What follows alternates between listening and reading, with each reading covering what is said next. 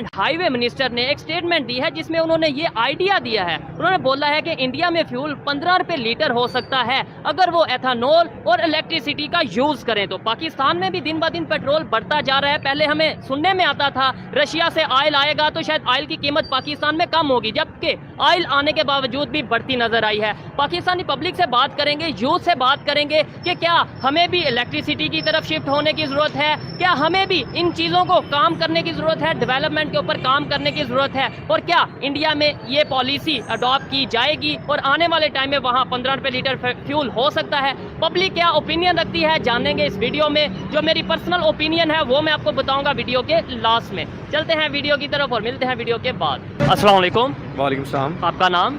मोहम्मद अहमद। क्या करते हैं आप? मैं एडवोकेट हूँ। एडवोकेट हैं, ज़बरदस्त। अच्छा, जिस टॉपिक पे वीडियो रिकॉर्ड कर रहे हैं वो टॉपिक ये है कि पाकिस्तान में पेट्रोल की कीमत दिन ब दिन बढ़ती नज़र आ रही है।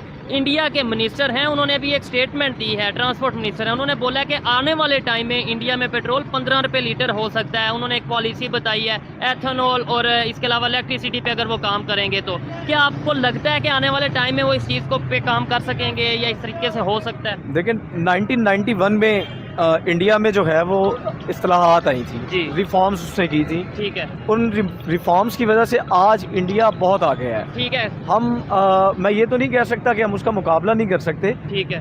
दफाई लिहाज से तो बिल्कुल कर सकते हैं, लेकिन मुआशी लिहाज से नहीं कर सकते। ये एक एडमिटेड फैक्ट है, ये हमें ना चाहते हुए भी तस्लीम करना पड़ेगा। ठीक है।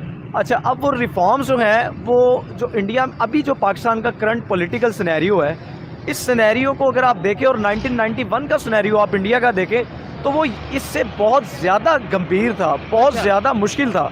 उन लोगों ने बड़ा सा प्रेशर उन्होंने फेस करके ये सारी चीज़ें, इन हालात को सरवाइव करके वो रिफॉर्म्स करने में कामयाब हो गए। सही है। 1991 की अगर बात करें, आईएमएफ के साथ भी उनके डील चल रही थी। 93 में उनका वो डील खत्म हुई जो उन्होंने आईएमएफ से अपनी जान छुड़वाई 93 में। बिल्कुल ऐसे ही है। अच्छा, वो देखें, जान आईएमएफ से छुड़वाना, हालात को काबू करना, ये सारे ना एक विजन के साथ होते हैं।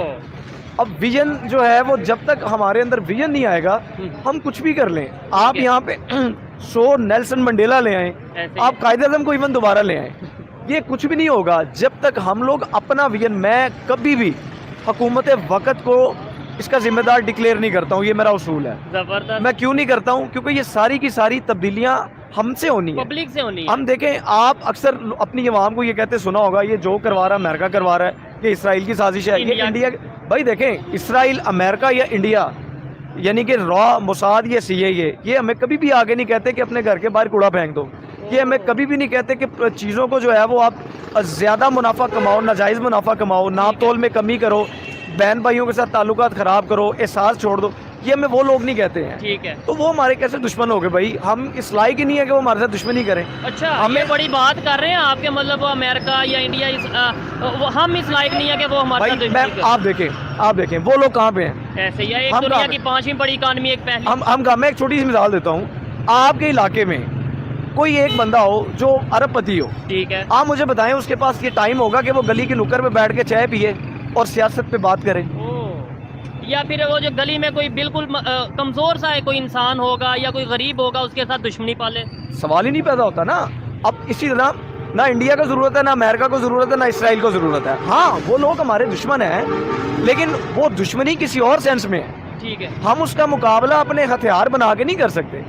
हम उसका मुकाबला अपने विजन को स्ट्रॉन्ग करके, विजन बना के। भाई इकोनॉमी देखें, आज आप 2023 में जी रहे हैं, इस दौर में आप एटमी जंग तो आप कर ही नहीं सकते हो। ठीक है। आपने अगर किसी मुल्क को तबाह करना, आप उसकी इकोनॉमी तबाह कर दो। ठीक हो गया। आप सिंपली, हमारी इकोनॉमी तबाह हुई है। ठीक नहीं, अगर हम अपनी पॉजिटिव सोच रखें, लेट्स सपोज आपने ये बात की, अगर किसी मुल्क को, किसी कंट्री को तबाह करना है, उसकी इकोनॉमी को तबाह कर दो। हम अगर ये सोचें कि अगर हमने खुद आगे जाना है तो अपनी इकोनॉमी को बेहतर कर लें, अपनी तबाह हुई हुई इकोनॉमी को बेहतर कर लें, हमने किसी को तबाह क्यों करना है? मैं एक बात कर रहा था कि मैं कभी भी किसी भी पॉलिटिकल पार्टी को इसका जिम्मेदार नहीं ठहराता। ठीक है। मैं एक छोटी सी मिसाल देता हूँ। आप जहाँ पे ये खड़े हैं, ये गुजरांवाला के एक मेन तिजारती मरकज है। बिल्कुल ऐसे ही हब है बिजनेस। मैं चैलेंज करता हूँ, और अभी आपके चैनल की वसातत से भी मैं खुलेआम चैलेंज करता हूँ, यहाँ पे आज सारे ताजर इकट्ठे हो जाए।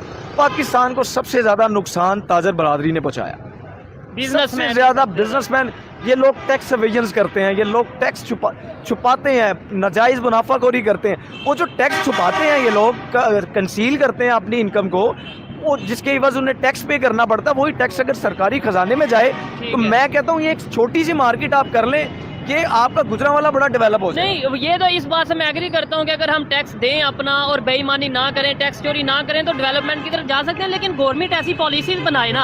आपने इंडिया की बात की, 1991 में वहाँ पे रिफॉर्म्स हुए, क्या वहाँ पे ताजरों ने रिफॉर्म लेके आए, वहाँ पे पब्लिक रिफॉर्म लेके, कि गवर्नमेंट ने ऐसी पॉलिसीज बनाई कि लोग उनके साथ जुड़े? सर मैं बताता हूँ, देखें पॉलिसी तो आपके पास भी है, कानून आपके पास भी है, लेकिन भाई उस पर अमल दरामद कौन करे? हम कानून को मैं एक एडवोकेट हूँ, मुझे मतलब मैं इस प्रोफेशन के साथ लास्ट 9 इयर्स से अटैच हूँ। मैं क्रिमिनल स्पेशलिस्ट हूँ। मैं अपनी प्रैक्टिस में देखता हूँ जिसकी लाठी है उसकी भैंस है। तो अब कानून तो कह रहा है कि एक बंदे ने ये क्राइम कमिट किया है, उसको इसकी सजा मिलनी चाहिए। अब वो बंदा इतना स्ट्रांग होता है, वो कानून को समझते नहीं है। ऐसे ही है। कल मेरे घर के बाहर 2 बच्चे 18-20 साल के गुजरते हुए हवाई फायरिंग करके चले गए। अब उन्हें पता है कि मैं ये करूंगा 13-20-65 का पर्चा मेरे पे होगा, लेकिन उन्हें कानून का भार नहीं है। तो ये बाहर कैसे आएगा? ये हमारे दिमाग में हुकूमतों ने आके नहीं डालना।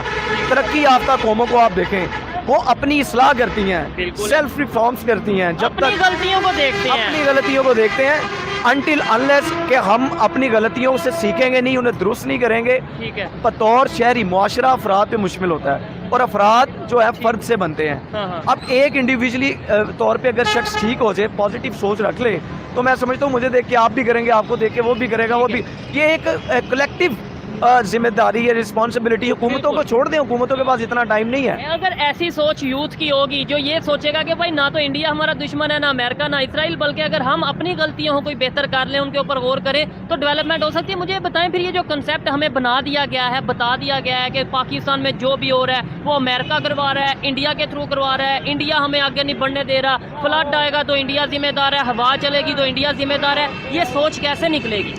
ये सोच नहीं निकल सकती। नहीं निकल, मैं बताता हूँ। देखिए 1947 में पाकिस्तान बना। जी बिल्कुल। 1947 से लेके 58 तक जी 11 सालों में आपके 8 वज़ीर आज़म बदल जाते हैं, प्राइम मिनिस्टर चेंज हो गए, आपके प्राइम मिनिस्टर चेंज हो जाते हैं। आप उसके बाद जो आपका पहला कॉन्स्टिट्यूशन होता है वो एक मजाक समझा जाता है, उसको मुअत्तल कर दिया जाता है। फिर दूसरा 1962 में बनता है, कवानीन तो उसमें भी होते हैं। ठीक है। वो उस आइन में तो नहीं लिखा था कि यार ये अमेरिका की पॉलिसी है, इसराइल की पॉलिसी है। अब 1973 का कॉन्स्टिट्यूशन आप ले, वो चल रहा है, वो चल रहा है। अब मैं ये बात करने का, ये बहुत बड़ी बात है, ये इसको समझने के लिए भी एक सोच चाहिए। जी जी। एक कॉन्स्टिट्यूशन कहाँ पे आ गया और विजन को बदलना कहाँ पे आ गया? हम अपने आइन को पढ़ते ही नहीं है, हमें पता ही नहीं है।